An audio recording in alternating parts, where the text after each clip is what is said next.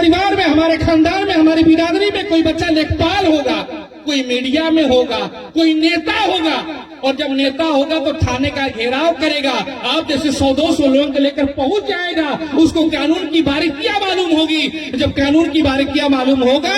तो दरोगा साहब को मजबूर कर देगा कि आप संविधान के मुताबिक पेन चलाओ, अन्यथा इस कुर्सी आ रही है कि हमें सम्मान और स्वाभिमान जो मिलना चाहिए।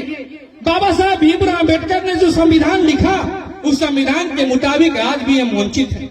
हमें सोचना पड़ रहा है कि सिद्धार्थ नगर नाम तो गौतम बुद्ध के ऊपर पड़ गया, लेकिन सिद्धार्थ नगर में आज भी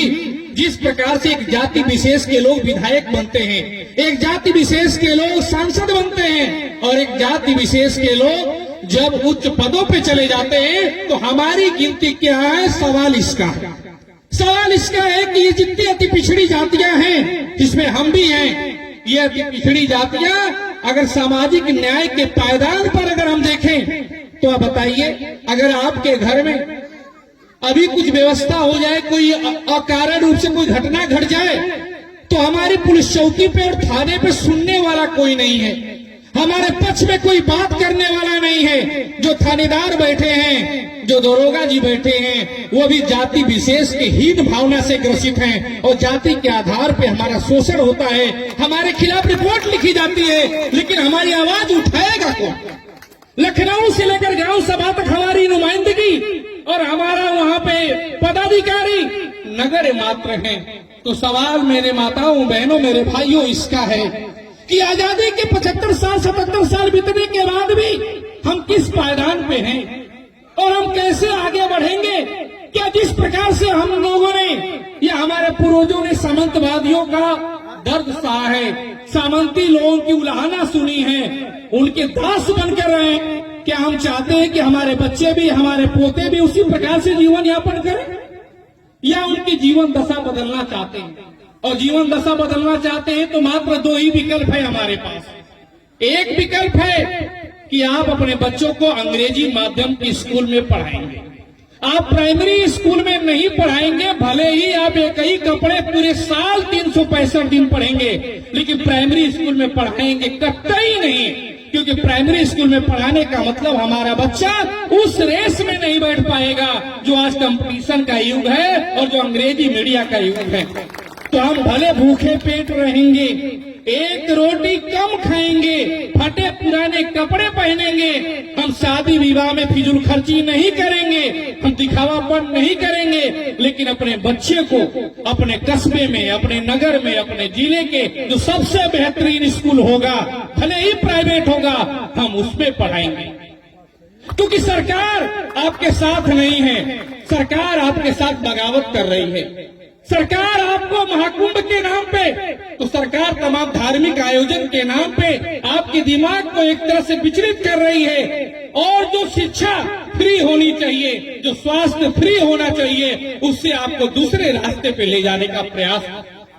इस बात को आपको समझना होगा। जो हमारा मूलभूत कर्तव्य है कि हमें शिक्षा और स्वास्थ्य फ्री मिलना चाहिए, जैसे सांसद और विधायक जी का बच्चा जिस स्कूल में पढ़ना चाहिए, उसी स्कूल में हमारा भी बच्चा, हमारे गरीब माताओं बहनों का बच्चा भी पढ़ना चाहिए, लेकिन सरकार इसको ध्यान नहीं देती। जब हमारे घर कोई झगड़ा हो जाता है, तो झगड़ा होने के बाद जब हम चौकी और थाने पे जाते हैं, तो थानेदार साहब एग्जाम पास करके आए हैं और उनको न्याय करना चाहिए संविधान के अनुसार, लेकिन वो न्याय नहीं करते।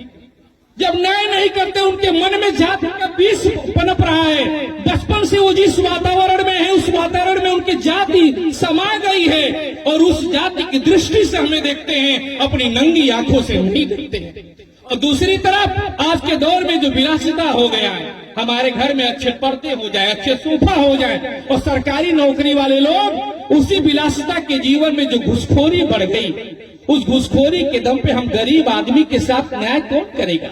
दरोगा साहब का तो पेट इतना बढ़ गया है कि हमारे साथ पीड़ित हो रही है, हमारा जमीन कब्जा है, लेकिन इसके बावजूद भी हमारा न्याय वो नहीं कर रहे हैं, क्योंकि पैसा की पावर हम गरीब के पेट पे ज्यादा हो गई। इसका न्याय में हमारे परिवार में, हमारे खानदान में, हमारी बिरादरी में कोई बच्चा लेखपाल होगा, कोई मीडिया में होगा, कोई नेता होगा, और जब नेता होगा तो थाने का घेराव करेगा, आप जैसे 100-200 लोगों को लेकर पहुंच जाएगा। उसको कानून की बारीकियां मालूम होगी। जब कानून की बारीकियां मालूम होगा तो दरोगा साहब को मजबूर कर देगा कि आप संविधान के मुताबिक पेन चलाओ, अन्यथा इस कुर्सी से उतार के फेंक देंगे। और हमारी पहुंच लखनऊ और दिल्ली तक ऐसी रहे कि हम लखनऊ और दिल्ली से अगर फोन करें तो हमारा अपना भाई वहां बैठा हो, और अपना भाई जब पंचम तल पे विधानसभा के अंदर बैठा होगा तो भाई ऐसा होना चाहिए जो लायक हो, नालायक भाई भी नहीं होना चाहिए। मेरा मानना है कि औलाद हो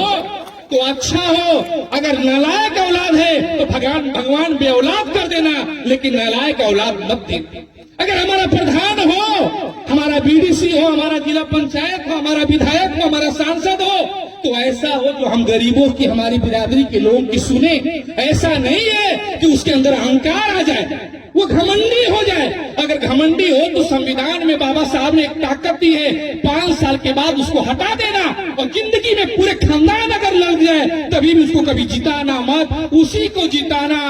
जो तुम्हारे सुख दुख में काम आए, क्योंकि 500 रुपया और मुर्गा पे कभी बिकना मत। अच्छा, बड़ा एक साहू समाज का जो भक्त चौपाल कार्यक्रम आयोजित किया गया,